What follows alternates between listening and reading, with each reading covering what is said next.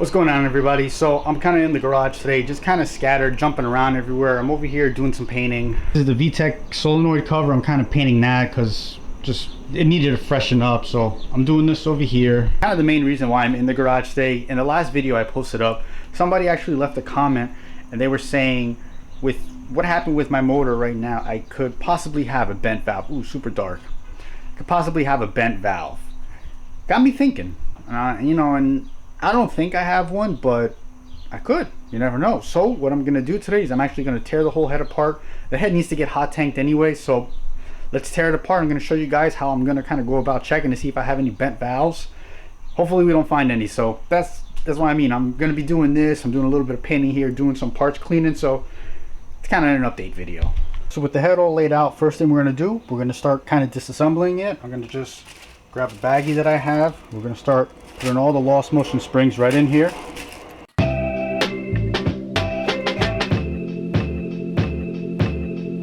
The lost motion springs all out. We're gonna pop our keepers out. The quickest way I've always done it was grab a socket that fits over your retainer pretty much to the closest size as it is. Put an extension on it so that way the keepers don't shoot out, and just give it a good whirl, and that'll usually just the stress or the pounding of that is gonna push the springs down and pop the keepers up. I have a rag under the cylinders I'm working on just to try to keep the valves closed as much as I can. These are 100-pound springs. It's probably going to take a little more power to try to pop these keepers out. Usually one or two swings and it'll pop them off, but let's see. I think this is going to take a little more force.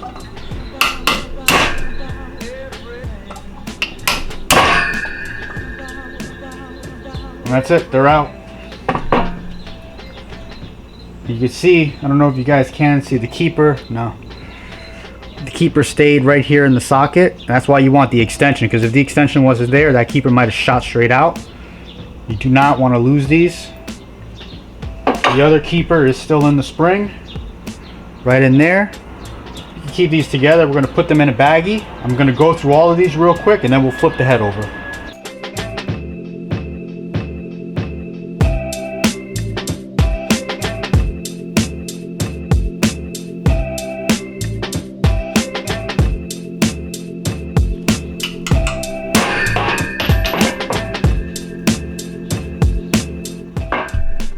I don't know if you guys just saw that. As I went to spring that, the extension popped out and I saw a keeper shoot up. Now I gotta look for a keeper.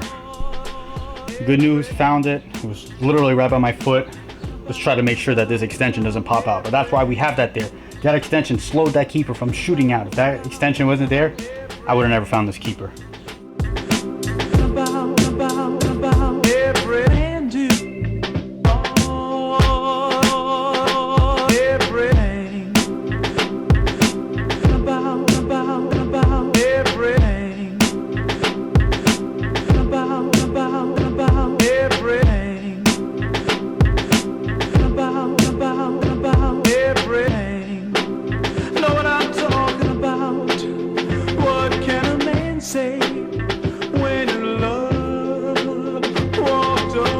Now I'd be lying to you guys if I said that was easy. That was harder than what it should have been. It's never really been that hard for me.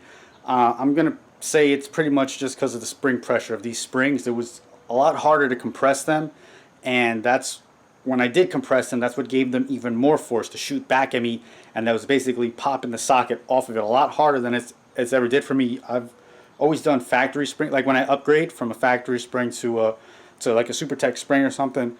When I do that, there's not that much rebound off the spring, so I'm pretty sure all of this rebound and this having trouble trying to do it was just because the springs are a lot harder. So if you are going to do this with factory springs, you could do it this way. It's a lot. You could get through it so much quicker than using a spring compressor. I have a spring compressor, but you have to constantly screw it down and then move it to each one you're doing. And as opposed to with this, you could just kind of bang through them really fast, which is how I've always done it. So for aftermarket springs, if they're already in there, I'd probably use a spring compressor the next time. And if you have factory springs and you're going aftermarket springs, you can use this method. It works just fine, and it saves a lot more time. So the head's flipped over right now, as you can see. We got it like that, and I'm gonna start pulling the valves out. Now, this kind of guide I've gone through, basically, when you go to push the valve out, and if it just slides out nice and easy, I'm gonna say like 7 out of 10 times the valve is not bent. if you push the back of the valve and it's kind of hard, you got to really push it out the whole way. It might have a slight bend to it, but if you just kind of push it and the valve just slides out like it's butter, it's not bent. So let's slide these out. I'm gonna number these because this head has had a valve job before, so I kind of want to put the same valve back in its spot. So I'm gonna try to put little marks on them just so I know where they go, and that way nothing affects the sealing characteristics of this. Just I want it all to stay the same. So I'm going to show you guys how I go through it. So basically we have the heads, like I said, stood up. What I did was I just made something out of cardboard. This tells me this is the front of the head, the intake side, and the exhaust side. So all I'm going to do is as I pull a valve out, I'm going to I just drilled some holes in the cardboard. I'm just going to lay it in, and this is going to be representation of the head basically. This is the top of the head. So this is the back of our head. So these two valves here for the exhaust side are going to go right down here. It's a little backwards, but you just, as long as you remember front, back, front, and you lay it down, intake and exhaust, they'll be the same when you go to put it back in. So let's pull one out. So like I said, we're going to start from the top. This is our exhaust side right here. You just go from the back, push the valve, and this one is sliding out so easy. I don't think it's bent, but before we start checking them, I'm going to just start laying them in. So technically, if you were to look at this intake exhaust, we're going to flip it over this way. This is the way our head is. So this one's going to go right at the bottom. I probably could have made these holes bigger, but it's just a start. At least we know it's going to be tight. So there we go. We're going to lay all our valves like that.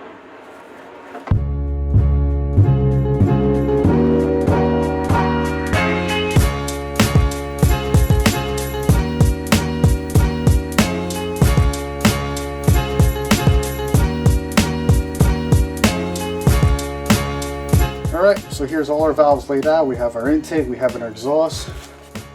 We got to take the intake temp sensor off of here and take some gaskets off. This is pretty much ready to go to the machine shop to get hot tanked. So now we're going to work on these and check to see if these are bent. So what I want to point out before I start showing you guys this, what I'm about to do to check the valves to see if they're bent or not is an effective way to check it, but is honestly by no means the right way or the most professional way to check them. This is something that I was kind of shown actually by my machine shop, that if you're at home and you just want to make sure your valves are okay, you could do this method. The best way is to bring it to the machine shop because they have this little machine. It's kind of like a drill, but it runs off of like a sanding wheel or like a sanding stone, and what it does is as the valve spins, you'll hear it make the contact on the stone, and if it's a full sweep all around, you know the valve's not bent. But if you kind of hear, like if you were ever at a dealership or any kind of shop and you were cutting brake rotors, and you know when you hear when a rotor is warped, it cuts and then it's like a little pause and then it comes back, and there's a pause in there because that's the irregular spot. Same thing, that's what they do at the machine shop. They'll put it in the machine, they'll spin it, and as it's cutting or just kind of a very fine glaze over it, if there's any little pause, you know that valve is bent. What I'm going to do to see if these valves are bent, or just to make sure they're not bent, is I'm going to get it on as flat of a surface as I can, and I'm going to roll it. That's all I'm going to do. I'm going to roll it, and if I feel a lump, it's bent. If it just rolls nice and smooth, it's not bent. So as I roll this, I don't feel any lumps. It rolls nice and smooth. Now you also have to be careful because you see this carbon buildup right here. Let's see if it'll focus on it. That'll give you a lump. So what you want to do is you want to roll from this line over. This is where it's going in and out of your guide. Down here it builds that carbon up because it is exposed inside the head. So you want to roll it from here, just like I'm holding it, right at that edge. Roll it up. This is good. I'm going to go through all of these, so if I find a bad one, I'll turn the camera on, but I'm not going to keep the camera on just to roll through all of these. So let's roll through all of these, and then I'm gonna show you a quick tip on how I clean these up. It's pretty much as I suspected. None of the valves are bent. I went through all of them. They all check out good. Some of you may be in the comments or maybe wanting to comment, you know, Serge, why didn't you put it in a drill? Why didn't you check it like that? That's how you can check the roundness of it. I've been there. The first time this motor blew, I did that same exact thing, and I checked the valves in a drill. They all checked out okay. I sent the head to the machine shop. I think I needed new guides in it. and I get a call from the machine shop and he tells me your valves are bent. You have two bent valves. And I said, how? I went over there and I was talking with him and he showed me on his machine, and the one I was just explaining before, and I told him, but I put it in a drill and they checked out straight. None of them had a wobble to them. He said that's kind of like a misconception. There's so many factors when you put it in a drill chuck that if it's not chucked 100% straight, the speed, depending, maybe if you go too slow or if you put a little too much speed on it, you can actually almost make it go straight. So many factors in it that he said that's you could check it like that, but that's not the real way to check it. And that's when he suggested, if anything, just put it on a flat surface and roll the valve. You'll feel a slight bend in it because it's going to be just like a little hump every time you roll it. That could be one way you could check it at home, but the best way obviously is to put it on their machine. So that's why I'm not putting it in a drill, just because I've done this before and I thought valves were okay and I ended up having two bent ones that I didn't see. So they seem alright. If anything, I'll ask my machinist if he has the time, just to double check them, but I'm pretty sure they're not bent. The timing never jumped, the chain never jumped. There should be no reason why they would have gotten bent. Before I close this video out, like I said, I want to show you guys a secret of mine that it's not much of a secret, but it's a secret that I've had and that I've used for a while now when I want to clean gunk off pistons and valves and stuff. Now I say it's not really much of a secret because you can find this stuff at your local auto parts store, but I'm not sure if a lot of people know of it or use it, and this stuff is strong. So let me show you what it is. So in case you haven't heard of it, this is stuff called chem dip. This is literally concentrated, I don't even know what it is, some kind of acid or a really heavy duty degreaser that all you do is you put your parts right inside it. You don't even pour that out. You just Today, Junior? Put your parts right inside of it. There's like this little strainer. 10-15 minutes and you pull them out, they look brand new. So let's open this up. I'm going to show you one valve because this is a long process, but this is the real deal right here. So we're just going to pop this open.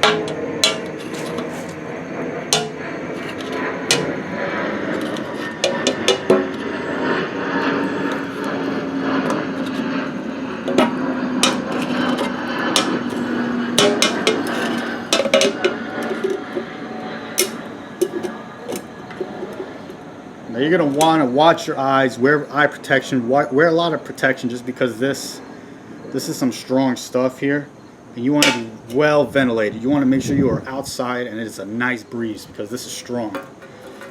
So now that's open. Now it literally just looks like tar.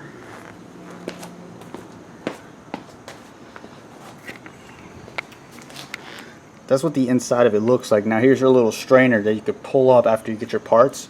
So let's get an exhaust valve because those are the more dirtier ones. Let's go get it right now. I want you guys to see how strong this stuff is. So we'll just grab this one right here. Alright. So as you guys can see, all the gunk on this valve. I'm going to put that in there. We're going to let it sit, I want to say 10 minutes, and we'll pull it out real time. So let me show you. Well, first let's put it in. So that's all you do. Just put it right in. This is going to fall all the way down. Alright, so that's all the way in there. Just to show you real time. What time is it? Alright, 4:33. I'm going to cut back at 4:43, same day, and we're going to see what it does. Alright, 4:43, let's go check on that.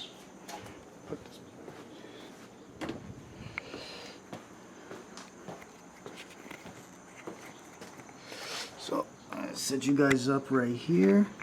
Whoa. Alright, I set you right there. We're going to pull this out.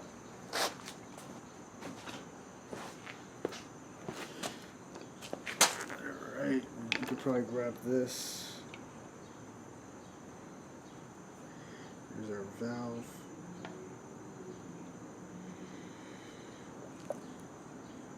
Alright. Results don't lie. That's just 10 minutes sitting in there. Oh, we're going to set this down. Let me set this down right here.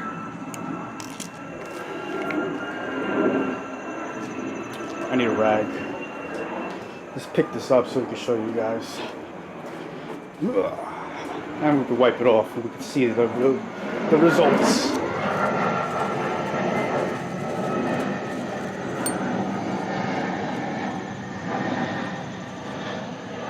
Put this right here in the light. 10 minutes inside the chem dip. Most of the carbon is almost all taken off, and that's just literally sitting in there.